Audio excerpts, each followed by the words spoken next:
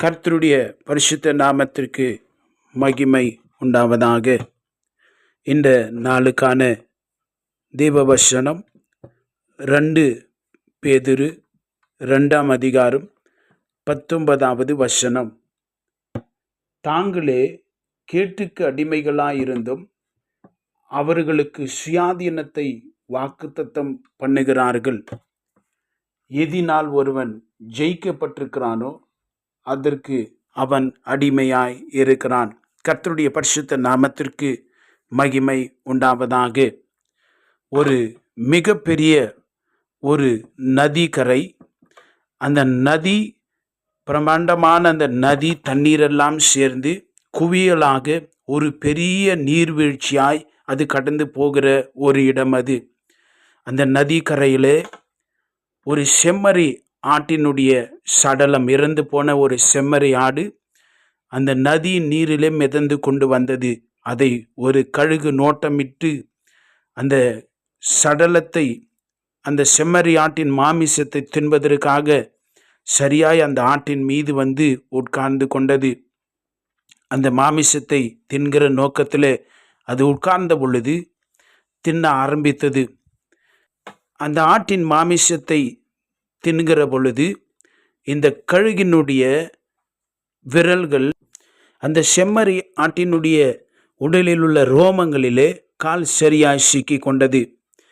யாரேனும் அந்த கழுகை பார்த்து ஜாக்கிரதை, பக்கத்தில் நீர்வீழ்ச்சி வந்து விடுகிறது என்று சொன்னாலும் அதை பற்றி கவலைப்படுகிறதா இல்லை.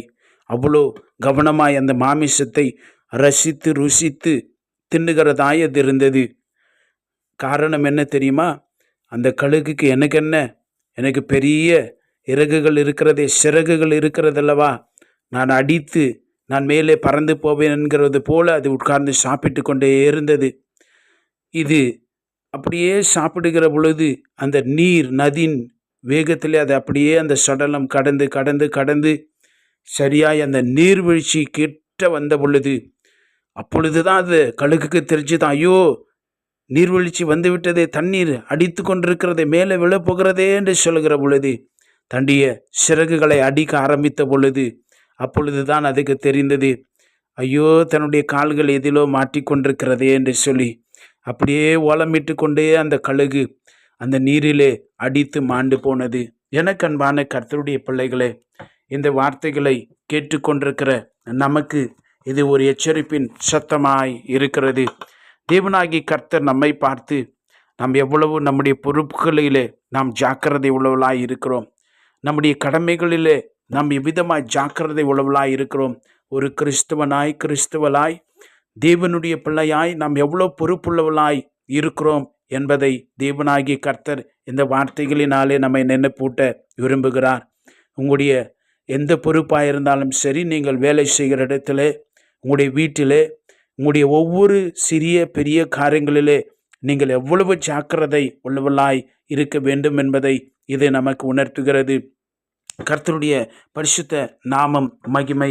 எபேசியர் 5ஆம் அதிகாரத்தில் வசனங்கள் விதமாய் சொல்லுகிறது, ஆனபடியினாலே நீங்கள் ஞானமற்றவர்களைப் போல நடவாமல் ஞானம் உள்ளவர்களைப் போல கவனமாய் நடந்து கொள்ள பார்த்து, நாட்கள் பொல்லாதவர்களானதால் காலத்தை பிரயோஜனப்படுத்தி கொள்ளுங்கள். ஆகையால் நீங்கள் மதியற்றவர்களாயிராமல் கர்த்தருடைய சித்தம் என்னதென்று உணர்ந்து கொள்ளுங்கள்.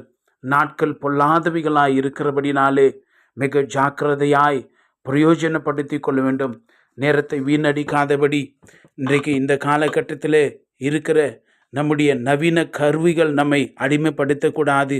இன்றைக்கு உலகம் போகிற போக்கிலே இன்றைக்கு விசுவாச வாழ்க்கை மறைந்து விடுமோ என்று சொல்லுகிற அளவுக்கு காலங்கள் நாட்கள் மாறிக்கொண்டே இருக்கிறது.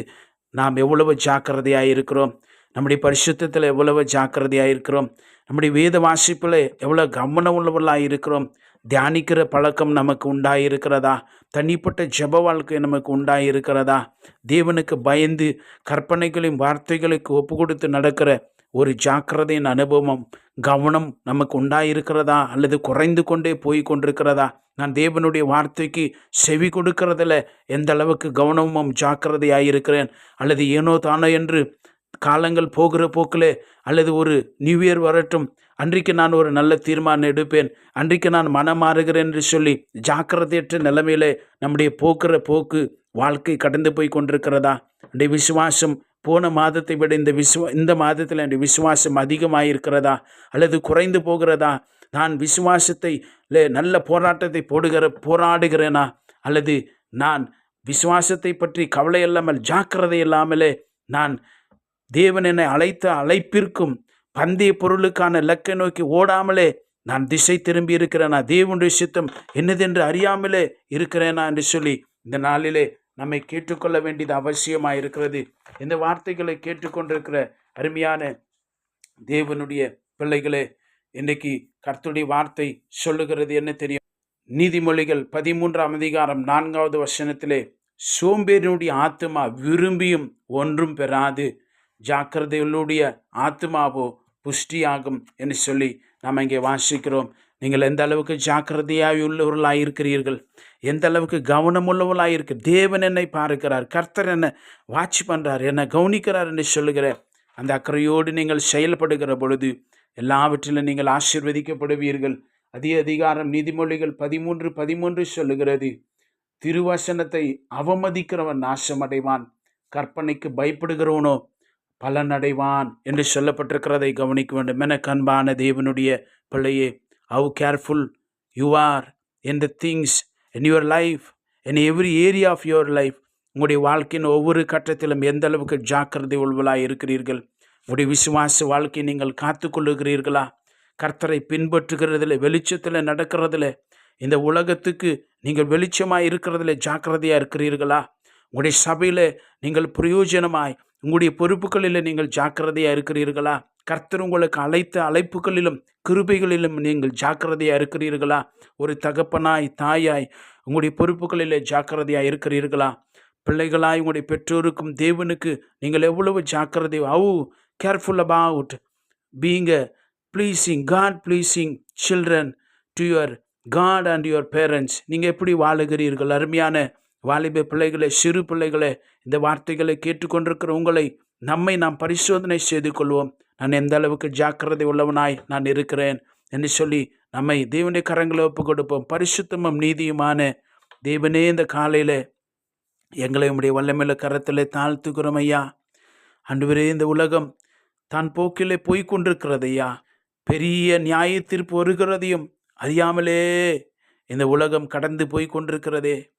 நாங்கள் மற்றவர்களை போல் அல்லாமல் மிக ஜாக்கிரதை உள்ளவர்களாய், வசனத்துக்கு கீழ்ப்படுகிறவர்களாய், தேவனுக்கு பயப்படுவர்களாய், மிக ஜாக்கிரதையாய் எல்லா காரியங்களிலும் நாங்கள் நடக்க பலனையும் சத்துவத்தையும் உடைய தயவையும் கிருபைகளையும் தருவீராக. இந்த வார்த்தைகளை கேட்டுக்கொண்டிருக்கின்ற பிள்ளைகள் ஒவ்வொரு மீதும் உடைய கரங்களை வையும், அந்த கிருபைகளை தாரும், ஆசீர்வதியும். இயேசு கிறிஸ்துவின் வல்லமை உள்ள நாமத்தில் செபிக்கிறோம் பிதாவே, ஆமேன். God bless you.